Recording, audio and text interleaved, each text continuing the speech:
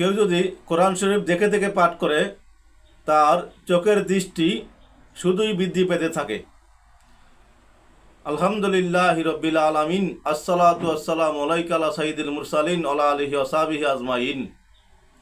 সমস্ত প্রশংসা একমাত্র মহান আল্লাহ তাআলার জন্য এবং লাখো কোটি বরং তার চেয়ে বেশি দুরূদ সালাম শ্রেষ্ঠ নবী, প্রিয় নবী রসুলে মাকবুল সাল্লাল্লাহু আলাইহি সাল্লামের উপর এবং সকল মুসলমান ভাই বোনদের প্রতি আমার আন্তরিক সালাম, আসসালামু আলাইকুম ওয়া রাহমাতুল্লাহ। সম্মানিত দিনী ভাই বোনেরা, সম্মানিত ভিউয়ার্স, আশা করি মহান আল্লাহ তাআলার অশেষ রহমতে ভালো আছেন। তাই আসুন শুকরিয়া তান বলি আলহামদুলিল্লাহ। সম্মানিত ভিউয়ার্স, আপনারা দেখতেছেন মদিনার পথে 97 ইউটিউব চ্যানেল। এই চ্যানেলের মূল উদ্দেশ্য কোরআন এবং হাদিস থেকে উপকারী ভিডিও আপলোড করা। তাই যারা নতুন দেখছেন অনুগ্রহ করে সাবস্ক্রাইব করে পাশে থাকা বেল আইকনটি ওপেন করে দিবেন, যেন উপকারী দু একটি কথা আপনার কাছে পৌঁছে যায়। যারা করেছেন তাদেরকে অসংখ্য ধন্যবাদ ও মোবারকবাদ। আলহামদুলিল্লাহ রব্বিল আলামিন।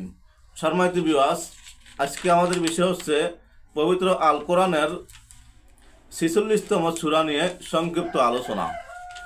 আল্লাহ তাআলা যেন আমাকে বলার এবং আপনাদেরকে শুনে আমল করার তৌফিক দান করেন, আমিন। বিসমিল্লাহির রহমানির রহিম। সূরা আহকাফ পবিত্র কোরআনের 46তম সূরা, যা মক্কায় অবতীর্ণ হয় এবং যার আয়াত সংখ্যা 35টি, রুকু সংখ্যা 4টি, সিজদার আয়াত নাই। সূরাটির 21 নম্বর আয়াতে আহকাফ শব্দটি উল্লেখ করা হয়েছে। অন্যান্য মক্কা সূরার ন্যায় সূরাটিতে তাওহীদ, রিসালাত, আখিরাত সম্পর্কিত বিষয়টি বিভিন্ন দলিল ও প্রমাণের মাধ্যমে উল্লেখ করা হয়েছে। মুশরিকদের ভ্রান্ত বিশ্বাসকে যুক্তি প্রমাণের মাধ্যমে খণ্ডন করা হয়েছে। সূরাটিতে মাতা পিতার হকের ব্যাপারে বর্ণনাও এসেছে। নাকলা নামক স্থানে জিনদের ইসলাম গ্রহণ ও তাদের সম্প্রদায়ের নিকট ইসলাম প্রচারের বিষয়টিও এ সূরায় এসেছে।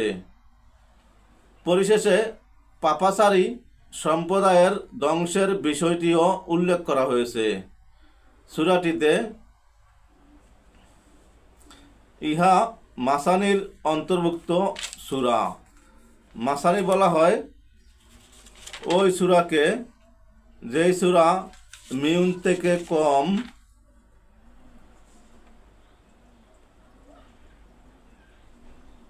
থেকে কম এবং মুফাসসাল সমূহের বেশি।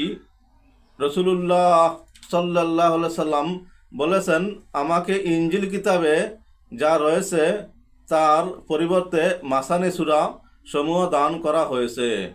মুসনাদে আহমদ, হাদিস নম্বর 16982। সম্মানিত ভিউয়ার্স, এই সূরার বহু ফজিলত রয়েছে। আমরা সংক্ষিপ্ত কিছু ফজিলত জানতে পারি ইনশাআল্লাহ।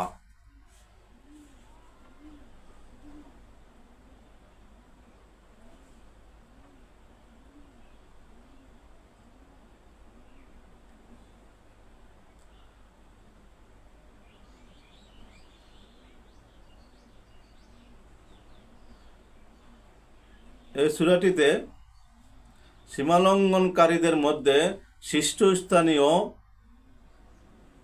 উল্লেখ করা হয়েছে ফেরাউনকে। এটি রাতে পাঠ করলে 70,000 ফেরেশতা তার জন্যে ক্ষমা প্রার্থনা করবে এবং সকালে পাঠ করলে সারাদিন তার জন্য ক্ষমা প্রার্থনা করবে।